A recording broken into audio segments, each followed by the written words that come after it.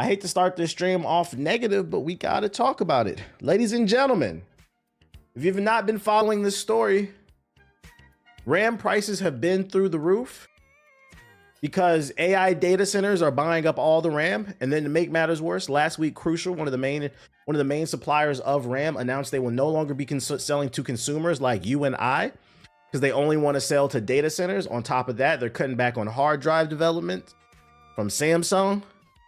And ladies and gentlemen, I'm here to let you know, unfortunately, it might get worse. For the Dextero, Nvidia is reportedly planning to cut production of its GeForce RTX 50 series GPUs up to 40% in 2026 due to memory shortages. That's right, ladies and gentlemen. So starting, and keep in mind, there's only two GPU makers, Nvidia and AMD. Oh, I mean, there's smaller ones, but anybody buying that shit. So now there will be a shortage of RAM, SSDs, and GPUs. Yeah, Intel just dropped some, but ain't nobody buying that Intel shit. That's not to be trusted. Which means the price of PCs are about to go up even more. Well, computers as a whole. A lot of things use GPUs. So if you're in the market thinking about building a PC or upgrading, please consider doing it ASAP if you can afford it, because I'm glad I built my PC last year. And then also, if you have a gaming PC, if you have a PS5, if you have an Xbox Series, you better take care of that shit. Make sure to dust it out. Make sure to clean it, because parts are about to get more expensive. I wanted more DDR4 RAM, but that shit got hit already.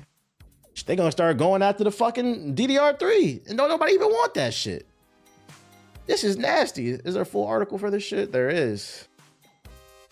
Nvidia is reportedly preparing to cut production of the 50 series GPUs in early 2026, according to multiple industry reports, raising concerns about future supply and availability. The report changes would impact Nvidia's consumer graphics card lineup during the first half of 2026, with production reductions said to be tied to ongoing memory shortages affecting the broader PC hardware.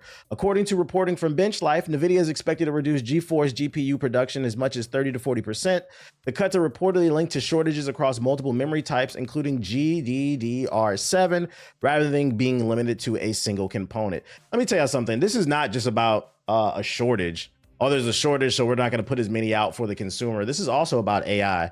Because I just remember, keep in mind, just last year, the CEO of Nvidia, during their press conference, all they talked about is AI, AI, AI, AI. They're going to be super invested in this shit. So I have a sneaky suspicion the reason they're cutting production is so they can feed whatever they have to these data centers, because they probably feel like they can make more money versus selling it to you and I. Once again, fucking everybody over. Yo, shout out to Little Tweet with the $5 super chat. I don't know what's worse, Trump terrorists or AI. They go hand in hand because he be posting AI pictures of Obama and shit like that. Did y'all see what he posted? He put a plaque under Obama's name in the White House, just slandering him. I'm like, that should be fucking illegal, bro. So you've been warned. You've been warned. If there's a price hike, you heard it here first. They're trying to push us into the GeForce Now. That's a good conspiracy. I can see that. Because if they try to push us into GeForce Now, for those unaware, that's their streaming service that nobody uses. If their goal is to push us into GeForce Now, that would further reinforces Etho's argument that he always makes that you will own nothing. They want us to own nothing, so you can't own a GPU, but you can stream the games off our data center. I don't like this shit, man. When I read this article, I said, man, where my fucking dustbuster at, bro? It's been like a couple months since I cleaned my PC out. Take care of your shit. Make it last forever. That is the one good thing about more modern PC parts. They last way longer. I see that's like propaganda. I see some console gamers who've never built a PC before will put in the comment section of my videos when I talk about PCs. I don't get into PC gaming because it's too expensive. You guys have to upgrade every year. I don't know where that rumor came from. That's never been a thing. It's not even like a modern. That's never been a thing. If you take care of your PC, it will last 5 to 7 years easily without a fucking upgrade. Especially if you don't stream.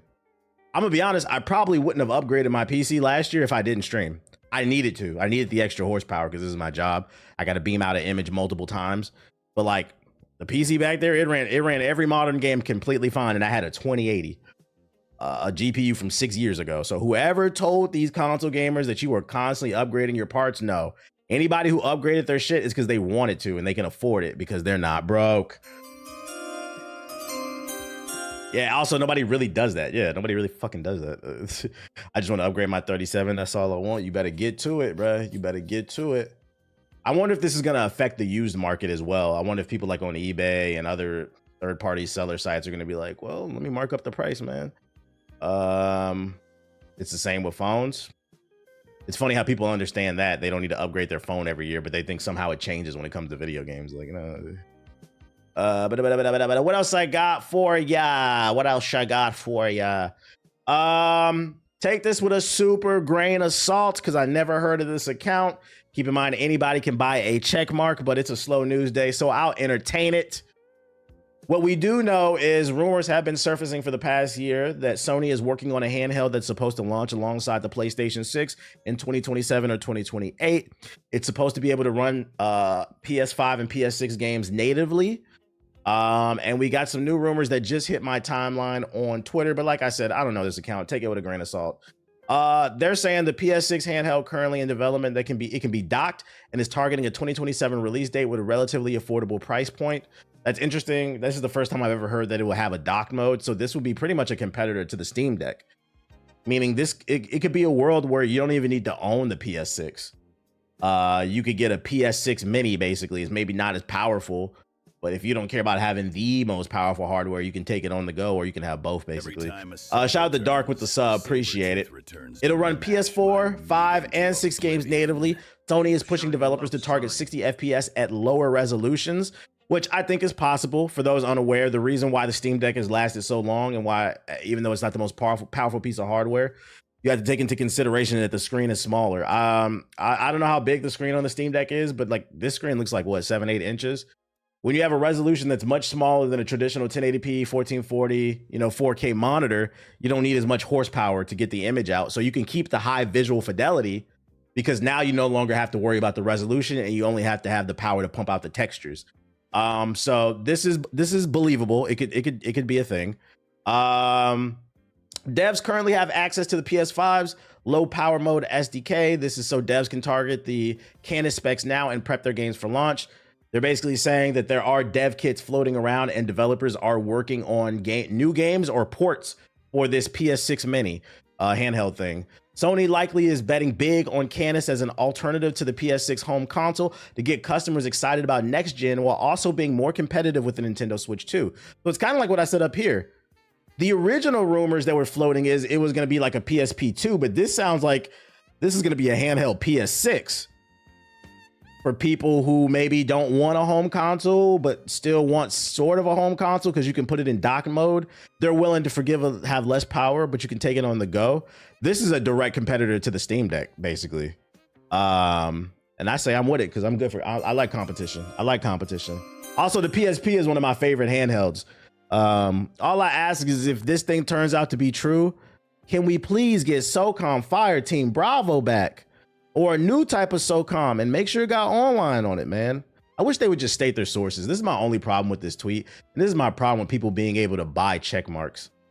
No sources are stated. It's just a YouTuber. You could have at least said that the guy at GameStop told me or something. So take it with a super grain of salt.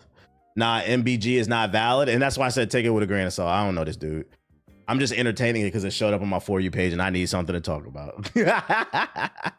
Blame Elon.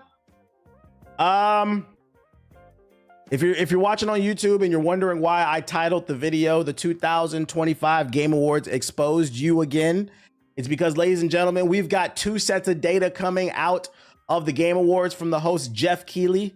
And the first thing I want to talk about is the top 10 selling games from the dollar value in the US for 2025 so far. Number 1 is Battlefield 6, 2K26, Monster Hunter, Borderlands, College Football, Madden, Black Ops 6 and 7, Oblivion Remaster, and Ghost of Yotei. Honestly, I'd say this is one of the better lists. This is one of the better. I'll give it to you. This is one compared to previous years.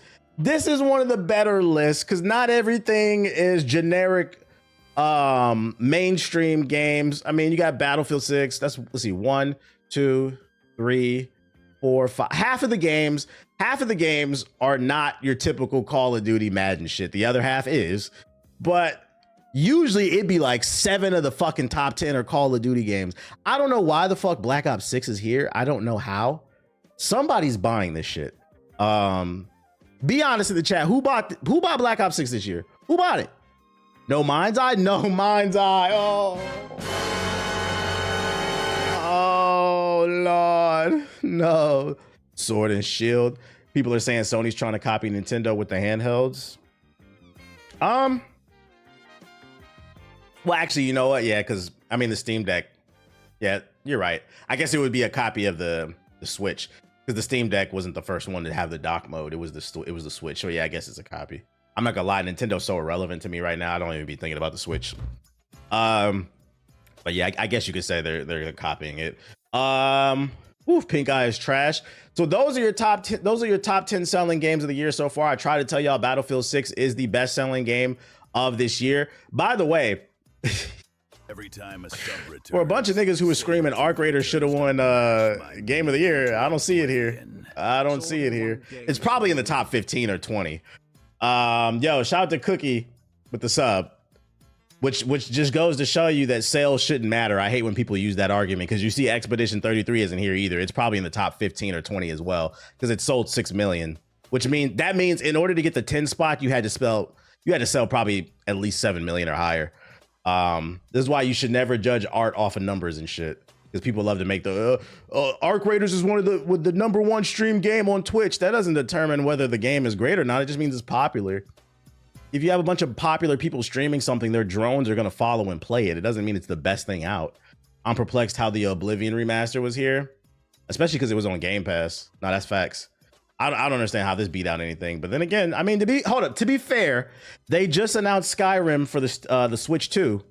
Somebody is buying these Bethesda remasters, and I say lock them up.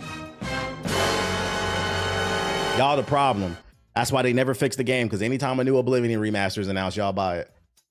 Ark is cheaper than all those games by $20. That's why I thought that it would be in the top 10 best-selling games, but it's not. And you can't make the argument it's because it just came out, because to be fair, Battlefield just came out too. And it's so did Borderlands. So I wish they would have posted maybe the top 25, because I suspect Arc Raiders, Expedition 33, Hades, all that stuff, Kingdom Come Deliverance, it's probably like in the lower half of the 20, probably. Wait, I haven't played Skyrim before. Should I check it out? Not my cup of tea, but a lot of people like it. A lot of people love it. I can send the top 20. You got the top 20? Drop the link in the chat. You got the link? What's the top 20? I want to see the full numbers. While he looks for that link, let me bring up the other data, the more interesting data that I wanted to talk about. The data that exposes all of you niggas, bro. The other data set I wanted to cover is Jeff Keighley, the host of the Game Awards, tweeted out, "Thank you for making 2025 the most watched Game Awards ever. Viewership was up 11% year over year." What that means, if you're not following, is it's grown every single year over year. They're up 11%. That's a crazy jump, by the way. 171 million global live streams of the full show. Conversation on Twitter was up 12% year over year, meaning people is talking. 23,000 co-streams on Twitch and YouTube, which is up 50% year over year. Now, why am I bringing up this data? Why does this matter? It's because every single year I see tweets, TikToks, YouTubes, IG posts, and everything else in between of people saying the Game Awards is trash. We're not watching this shit. This doesn't deserve to win Game of the Year. Nobody likes this shit. Nobody takes it seriously. But the numbers say otherwise. I brought this data up to show that niggas' entire lives are a lie. Subs can drop links in the chat. There it goes. Hold up. on Fraud Watch. Appreciate it. Y'all on Fraud Watch. The reason being is, and I suspect it's the same demographic of gamers who bitch about what won game of the year or what won whatever, even though we just, if you didn't catch yesterday's stream, according to Steam, only 14% of users are playing new games. But 100% of you chimed in on what should win game of the year. So 86% of you are not playing any of the games that are nominated, or you're not playing, because it was about playtime as well, or you're not spending a lot of time on these games because y'all barely had any achievements. The average achievements earned per year was 11 in 2025. 86% of you are not playing these games nominated. You're claiming that you're not watching this shit because it's ass, but yet the numbers are up on the show. Somebody's lying. I'm telling you, gaming might be the most fraudulent. Gamers might be the most fraudulent group of people to participate in their hobby. Because I don't feel like this happens with music fans. Music fans go to concerts. Music fans buy them bundles to get them t-shirts and shit. Movie buffs, they got the Regal pass. They had the movie pass. They got the AMC pass. They had every fucking movie that you never even heard of. Matter of fact, movie fans are pissed because Sinners did not get nominated by Variety as one of the top movies of this year. It wasn't even in the, they didn't even, shit was straight up racist, by the way. I think Variety dropped a list of like the top 20 movies of 2025. Sinners wasn't even on the fucking list. I'm like, all right, bro. Fucking bookworms be at Barney's and Noble's. Bookworms be on TikTok talking about what I respect about the book community. I've recently just discovered them on TikTok. What I respect about the book community is the book community reads the book and then they share their opinion on it and they recommend it based off of what they read. I feel like the gaming community, and obviously what I'm about to say, if it don't apply, let it fly, because it's not everybody, but it's a lot of you. You guys don't play the game, but then try to tell people how to play it when they stream it. You try to tell everybody what should be game of the year. Y'all are fucking frauds. Just be, yeah, gaming is full of fucking yappers. And I've been trying to wrap my brain around. When did this happen? I suspect, yeah, it's full of posers. It was Variety. Yeah, they did. Okay, yeah. I suspect this happened around COVID 2020 when everybody was building PCs and buying PS4s and shit. But I don't know, man.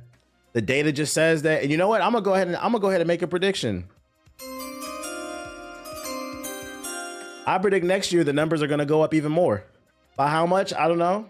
2, 3, 4, 5%.